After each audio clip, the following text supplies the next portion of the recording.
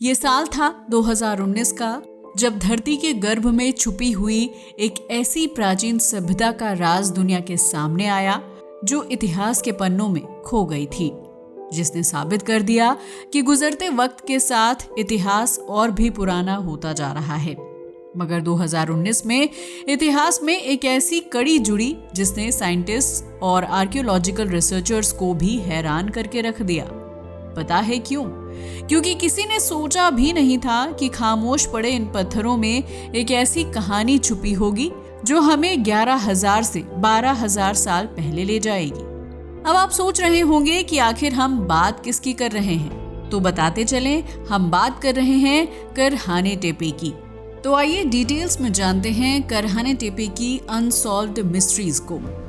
करहाने टेपे की बात की जाए तो ये तुर्की के साउथ ईस्टर्न पार्ट में लोकेटेड एक एंशिएंट आर्कियोलॉजिकल साइट है जो 2019 में दुनिया के सामने आई।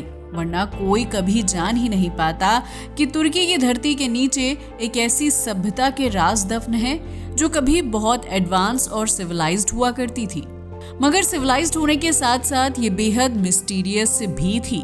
तो चलो सबसे पहले बात करते हैं करहाने टेपे के उस सच की जिसने इसे इतना रहस्यमय बना दिया है। एक्चुअल में वैसे तो करहाने टेपे के पीछे कई रहस्य हैं जो आज भी सुलझाए नहीं जा सके हैं, मगर इनमें सबसे बड़ा रहस्य ये है कि इस स्थल का निर्माण आखिर किसने और क्यों किया था। साथ ही इस जगह का आर्किटेक्चर और इसके स्ट्रक्चर्स इतने उन्नत हैं कि साइंटिस्ट को ये समझने में भी कठिनाई हो रही है कि उस समय के लोग इस तरह की तकनीक आखिर विकसित कैसे कर सकते थे, क्योंकि उस वक्त ना तो मॉडर्न टेक्नोलॉजी थी और ना ही उनके पास ऐसा कोई इक्विपमेंट था। तो फिर उन्होंने इतना अद्भुत निर्माण किया तो किया कैसे? वहीं अगर बात करें इसके दूसरे सबसे बड़े रहस्य की, तो वो है इसे छोड़कर यूं ही चले जाना। एक्चुअल में ये तो क्लियर है कि करहाने टेपे और गोबेकली टेपे दोनों ही किसी एडवांस सिविलाइजेशन का हिस्सा रहे होंगे, जो इसके स्ट्रक्चर को देखकर लगता है। मगर सबसे बड़ा सवाल ये है कि आखिर इन दोनों को अचानक छोड़ क्यों दिया गया? जब ये दुनिया के सामने आया तो पता चला कि इन स्थलों को जानबूझकर मिट्टी और पत्थरों से ढक दिया गया था। मगर इसका कारण क्या हो सकता है, ये आज भी एक रहस्य बना हुआ है। हालांकि कुछ साइंटिस्ट अपनी थ्योरीज देते हुए नजर आते हैं, जिनमें से कुछ का मानना है कि हो सकता है कि इन स्थलों का रिलीजियस सिग्निफिकेंस खत्म हो गया था, जबकि कुछ मानते हैं कि यहाँ कोई नेचुरल डिजास्टर हुआ होगा जिसके कारण लोग यहाँ से चले गए। मगर सच क्या है, ये आज तक पता नहीं लगाया जा सका। हालांकि करहाने टेपे की खोज के बाद से ही साइंटिस्ट एंड आर्कियोलॉजिस्ट इस स्थल के बारे में और भी ज्यादा जानकारी जुटाने के लिए मॉडर्न टेक्नोलॉजी का यूज कर रहे हैं, जिसका अंदाजा आप इस बात से लगा सकते हैं कि यहाँ पर ली गई 3D scanning, radio carbon dating और दूसरे मॉडर्न टेक्नोलॉजीज इस साइट की एज और इसकी स्ट्रक्चर्स के कंस्ट्रक्शन का समय पता लगाने में मदद कर रहे हैं। इसके साथ ही DNA परीक्षण और माइक्रोस्कोपिक विश्लेषण जैसे उपकरण भी इस स्थल पर किए जा रहे हैं, ताकि यहाँ के इनहैबिटेंट्स के बारे में और भी ज्यादा इंफॉर्मेशन गैदर की जा सके। तो हो सकता है जल्द ही इस सभ्यता का सच दुनिया के सामने आ जाए। हालांकि उसमें तो अभी समय लगेगा। फिलहाल हम इसके बारे में और भी गहराई से जानने की कोशिश करते हैं। वैसे तो जब से इसकी खोज हुई है, ये लगातार सुर्खियों में बना हुआ है, मगर इसके सुर्खियों में रहने का सबसे बड़ा कारण है इसका गोबेकली टेपे के साथ कनेक्शन। ये कनेक्शन भी जानेंगे, मगर पहले बताते चलें कि ये एंशिएंट साइट न केवल प्राचीन सभ्यता के रिलीजियस एंड कल्चरल एस्पेक्ट्स को शो करता है, बल्कि ह्यूमैनिटी के इतिहास में रेडिकल चेंज का भी प्रतीक है। इसका अंदाजा आप इस बात से लगा सकते हैं कि यहाँ खुदाई के दौरान मिले पत्थर के बने रिमेन्स में बहुत सारी मूर्तियां और अजीब अजीब संरचनाएं शामिल हैं, जो साइंटिस्ट एंड हिस्टोरियंस के लिए आज भी किसी पहेली से कम नहीं है। तो चलो अब आते हैं करहाने टेपे और गोबेकली टेपे के कनेक्शन की ओर। वास्तव में करहाने टेपे और गोबेकली टेपे दोनों स्थलों का कनेक्शन बहुत ही गहरा है। ऐसा इसलिए क्योंकि इन दोनों जगहों की खोज से ये पता चलता है कि ये एक ही पीरियड के दौरान बनाए गए थे। हो सकता है इन्हें बनाने वाले एक ही लोग रहे होंगे। ऐसा इसलिए क्योंकि गोबेकली टेपे को मानवता का पहला पूजा स्थल माना जाता है और करहाने टेपे भी एक ऐसी ही जगह है जहां एंशिएंट पीपल रिलीजियस सेरेमनीज किया करते होंगे। लेकिन वो यहाँ किस देवता की पूजा करते थे, इसके बारे में आज भी हमारे पास कोई सबूत नहीं है। हालांकि ऐसा नहीं है कि करहाने टेपे एग्जैक्टली गोबेकली टेपे जैसा है। पता है क्यों? ऐसा इसलिए क्योंकि करहाने टेपे में कुछ ऐसी चीजें पाई गई हैं जो गोबेकली टेपे से अलग हैं, जिससे उनके बीच के कनेक्शन में दरार आती नजर आती है। यही वजह है कि जब पहली बार आर्कियोलॉजिकल रिसर्चर्स ने इसे गोबेकली टेपे की तरह एक ब्रेक थ्रू के रूप में प्रेजेंट किया तो किसी को यकीन भी नहीं हुआ कि आखिर ये हमारी नजरों से कैसी छुपी थी। हालांकि करहाने टेपे गोबेकली टेपे की तरह एक नियोलिथिक यानी एग्रीकल्चरल एज की साइट है और इसकी खोज से इतिहास और ह्यूमन सिविलाइजेशन के डेवलपमेंट को समझने में खास जानकारी मिली है, क्योंकि ये साइट किसी महान सभ्यता का केंद्र थी जिसका रहस्य आज तक अनसुलझा है। यही नहीं, in fact science and archaeology expert भी इस साइट के रहस्यों से हैरान है, क्योंकि यहाँ के स्टोन, यहाँ की स्ट्रक्चर्स को देखकर ऐसा लगता है कि या तो ये हमारे पूर्वजों की एक भूली बिसरी कहानी सुनाना चाह रहे हैं या फिर हमारे इतिहास का एक नया अध्याय खोलने वाले हैं। वैसे ये तो हुई इसकी गोबेकली के साथ में कंपैरिजन। अभी हम करहाने टेपे के आर्किटेक्चर और स्ट्रक्चर्स की बात करते हैं। एक्चुअल में यहाँ का आर्किटेक्चर, स्कल्पचर्स और स्ट्रक्चर्स अपने आप में एक अलग रहस्य समेटे हुए हैं। ऐसा इसलिए क्योंकि ऐसे स्कल्पचर्स, आर्किटेक्चर एंड स्ट्रक्चर्स हमें गोबेकली टेपे में नहीं मिले हैं जैसे करहाने टेपे में मिले हैं। यही वजह है कि कुछ रिसर्चर्स का मानना है कि इन स्थलों का निर्माण एक ऐसी सभ्यता ने किया था जिसके बारे में अभी तक हमें बहुत कम जानकारी है। लेकिन हो सकता है कि ये तो बस ट्रेलर हो, इससे भी बड़ा कोई स्ट्रक्चर धरती के गर्भ में छुपा हो, और अगर वो बाहर आएगा तो शायद इस सभ्यता का पूरा रहस्य भी बाहर आ जाएगा, मगर उसका इंतजार करना होगा। वैसे जैसा कि हमने अभी बताया कि 2019 में ये सभ्यता सामने आई थी, लेकिन इसकी शुरुआत तो बहुत पहले से ही हो चुकी थी।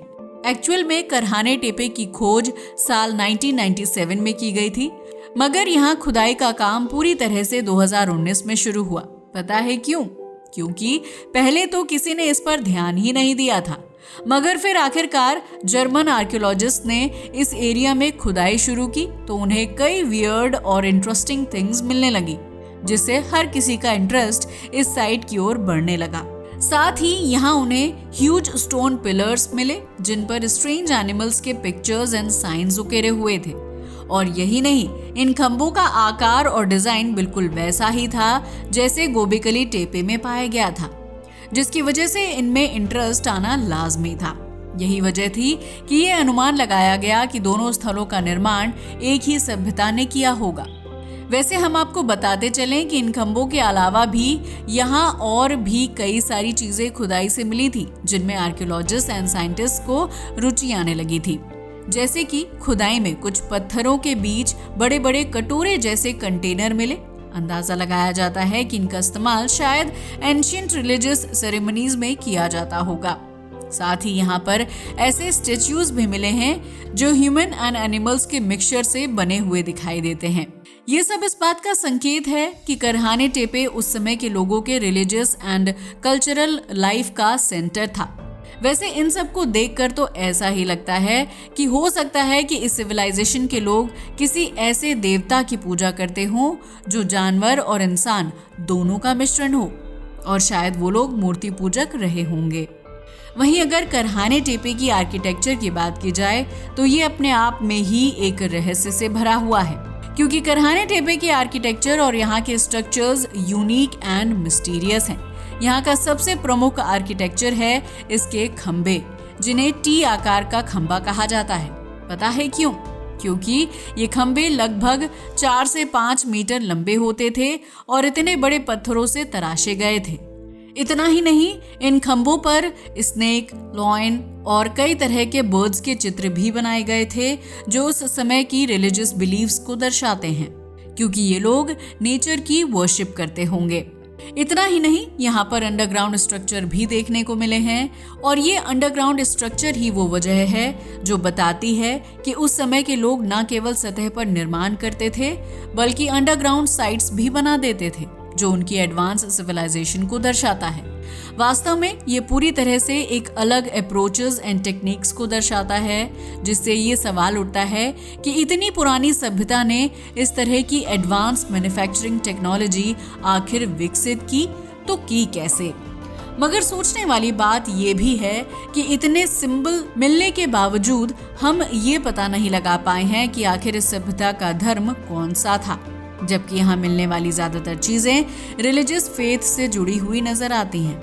अगर रिलीजियस एंड सोशल लाइफ से जुड़े सिंबल्स की बात की जाए तो यहाँ मिले रिमेन्स इस बात की गवाही देते हैं कि ये स्थल उस समय के धार्मिक और सामाजिक जीवन का महत्वपूर्ण हिस्सा था।